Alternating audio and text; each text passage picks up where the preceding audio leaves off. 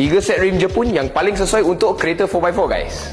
Okey guys, sebenarnya rim Jepun ini bukan untuk kereta biasa saja, tetapi untuk kereta 4x4 ada juga. Okey, so ini adalah set pertama yang Wan Cina nak recommend, iaitu Bradley Forge. Okey, ini adalah rim daripada jenama Bradley dan model dia juga nama dia Bradley V lah. Okey, so kita boleh nampak design yang sangat simple, dia 5 spoke sahaja. Memang untuk 4x4 sangat sesuai lah, sebab 4x4 memang nak simple saja, nampak lagi kuat, nampak lagi mega apa semua.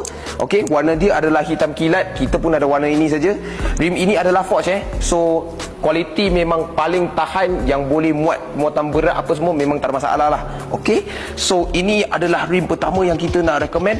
Spek dia adalah 18x9JJ offset kosong. Okey, tapi sebenarnya 3 set yang kita hari ini nak recommend spek dia semua sama lah. Okey, guys, inilah yang set kedua, TE37XT buatan Jepun daripada jenama Race. Okey, ini adalah rim yang sangat rare.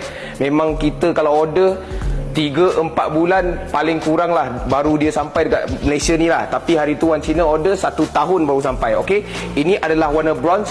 Hari tu yang warna hitam kita dah jual, tinggal warna bronze ini lah. Bronze ini baru sampai saja. Spek dia adalah 18x9 offset kosong juga. Okey, kita boleh nampak bibir dia yang nampak dalam ni, bagi rim ni nampak lagi ke dalam.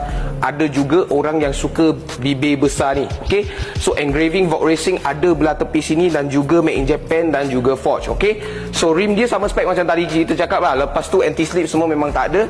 Okey, memang banyak orang cari TE37 buatan Jepun kerana dia sangat-sangat sesuai untuk kereta 4x4 yang korang nak cari Japan style lah. Okey, nampak? So bergerak kepada set yang ketiga, iaitu TC105X WRV daripada jenama Westport. Okey, ini adalah rim buatan Jepun juga.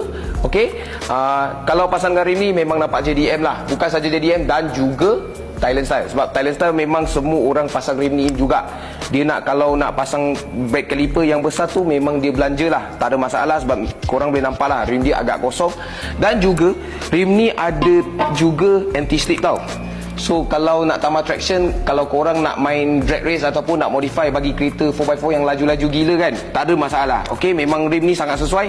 Warna dia adalah EJ Titan, memang sama macam kereta biasa. So nampak memang sangat cun warna dia. Kita boleh nampak finishing semua memang sama juga, tak mengecewakan.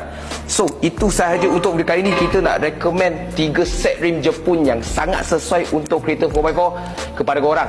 Kalau korang suka video kali ni, tolong like, share dan komen dekat bawah apa yang korang nak tengok seterusnya. Macam biasa, cari rim, cari Wan Cina. Thank you guys.